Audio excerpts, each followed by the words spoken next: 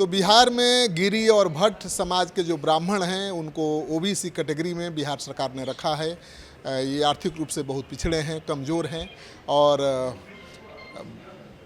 राजनीति में इनकी अहम भूमिका हमेशा से रही है। लेकिन समय के साथ ये हाशिए पर हैं। भट्ट समाज की कभी कांग्रेस पार्टी में तूती बोलती थी, लेकिन आज कांग्रेस पार्टी में कोई भट्ट समाज का नेता ही नहीं है। अभी मेरे साथ हैं इकलौते नेता भट्ट समाज के जो कांग्रेस में हैं, बैद्यनाथ शर्मा जी। इनसे बात करते हैं क्या हो गया। पहले 12, 14, 15 बड़े बड़े भट्ट समाज के नेता हुआ करते थे, आज एक भी विधायक नहीं, एक भी सांसद नहीं। जी, एक समय था कि भट्ट समाज के ही श्री AP शर्मा जी प्रदेश का अध्यक्ष होते थे। इंदिरा जी की सरकार बनी तो उसमें कैबिनेट मिनिस्टर वो बने।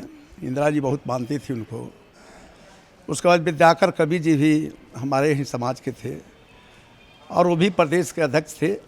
उनके नेतृत्व में पार्टी बहुत मजबूती के साथ इलेक्शन लड़ी, सरकार भी बनी। उस समय उस दरमियान कम से कम 5-7 MLA होते थे। आनंद शर्मा जी थे, अश्विनी कुमार शर्मा जी थे, सुरेंद्र शर्मा जी थे। हम लोग भी साथ उसमें काम करते थे, लेकिन हमको मौका नहीं मिल पाया। आज के समय में मेरे सिवाय अभी कोई हमारे समाज से, भट्ट समाज से कोई भी नेता नहीं है स्टेट लेवल पर।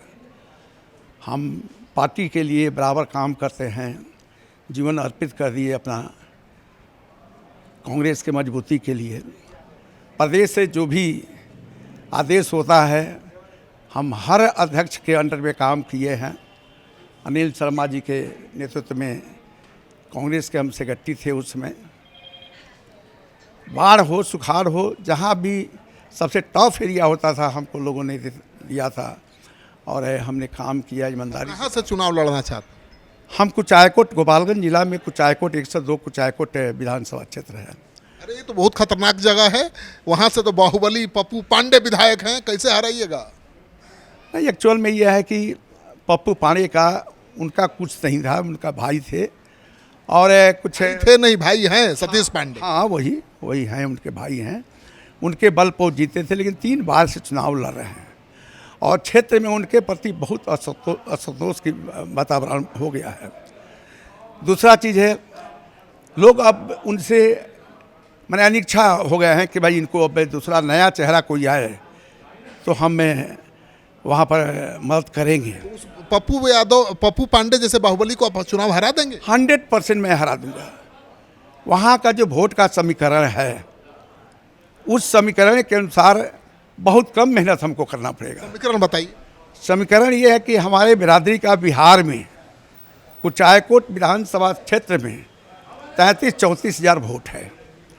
एक तो जाति के हैं और लोग जानते हैं, काम भी किए हैं हम, तो हमको मदद करेगा लोग।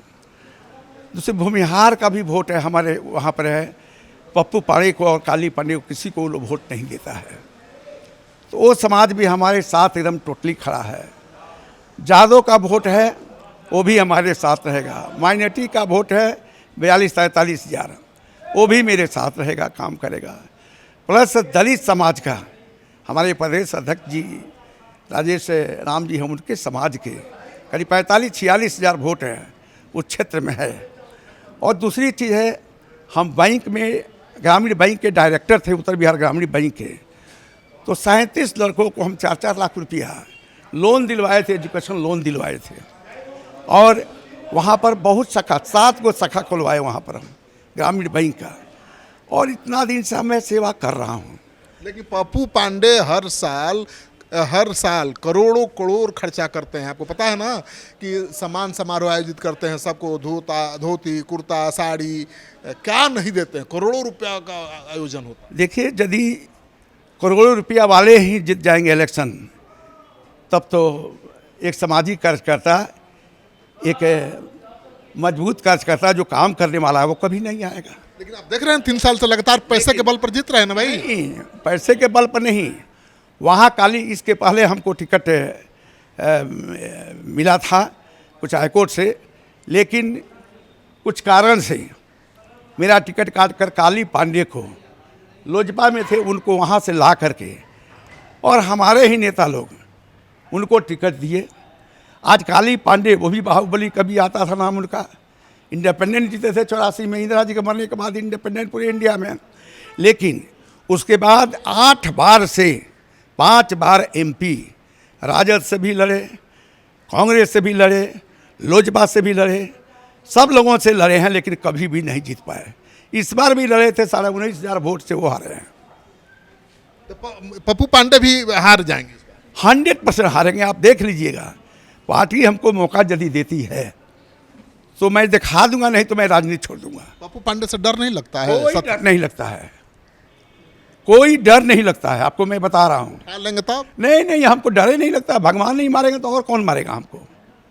हम नहीं डरते, कभी नहीं डरते हैं। कहा जाता है कि पप्पू पांडे, सतीश पांडे का सिक्का चलता है, कोई हिम्मत नहीं है कि विरोध में सामने आए। कभी चलता था, अब नहीं है। आप क्षेत्र में जाकर के पता लगाइए, उनके प्रति लोगों की जो भावना, गलत भावना उनके प्रति अब लोगों को हो गया है। कुछ किए नहीं है, सरकार का जो स्कीम है वो कुछ हुआ है, लेकिन अपने माध्यम से उन्होंने क्या किया है? क्या इंडस्ट्री को लगा दिए हैं? क्या वहाँ के नौजवानों के लिए रोजगार का व्यवस्था किए हैं? वो कहते हैं कि हम बाहुबली हैं, हमारे इलाके में कोई क्राइम करके दिखा दे। बहुत सारा लोग बाहुबली बन करके आया, और मैं कह रहा हूँ क्राइम कंट्रोल करते हैं अपने इलाके में। अरे वो सब बेकार है। कभी था, सतीश पांडे जी का कभी था, आज के दिन में वो नहीं है। और मैं सच कह रहा हूँ श्रीकांत भाई कि यदि पार्टी हमको मौका देगी तो निश्चित तौर पर मैं विजय का झंडा गाड़ूंगा। लोग सोचेंगे कि बैद्यनाथ शर्मा जी क्या कर दिया, क्योंकि इतना दिन से मैं काम किया हूँ, तो कहीं ना कहीं उसका रिटर्न भी तो लोग देंगे हमको। चलिए, तो बाहुबली नेता पप्पू पांडे जो लगातार 3 बार से चुनाव जीतते रहे हैं कुचाय कोट से, उनको चुनौती दे रहे हैं कांग्रेस पार्टी के नेता बैद्यनाथ शर्मा जी, और इनका दावा है कि अगर इनको पार्टी ने मौका दिया तो बाहुबली पप्पू पांडे को धूल चटा देंगे। अब तो चुनाव के बाद ही पता चलेगा कि जो बाहुबली लगातार 3 चुनाव जीत चुका है, चौथे चुनाव में क्या बैद्यनाथ शर्मा जी उसको पटखनी दे पाएंगे कांग्रेस के टिकट पर।